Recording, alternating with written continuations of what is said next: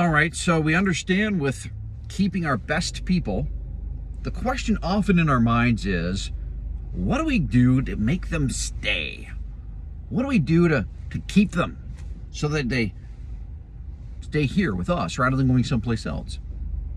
And while that would seem like, wasn't that what retention's all about? Is keeping people here? Yes, but I want to flip the script. I want to change the paradigm. I want to change how we view this, how we look at it, because the questions we ask will determine the answers that we look for. So the question that we should be asking is, how can we become the kind of organization where these people can't imagine leaving us? See, that brings about a whole different perspective on how we approach this. A whole different perspective in three ways. Number one, instead of about what external thing can we add, it's more about what can we become.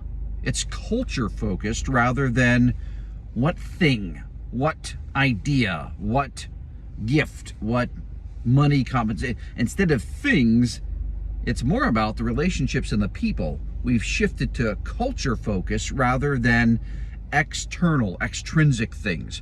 We're looking at intrinsic, internal values that are lived out through the relationships. So when we pivot that question to what do we become, it's culture focused. Number two, it's what can we do proactively to cultivate, deep, and strengthen these relationships internally.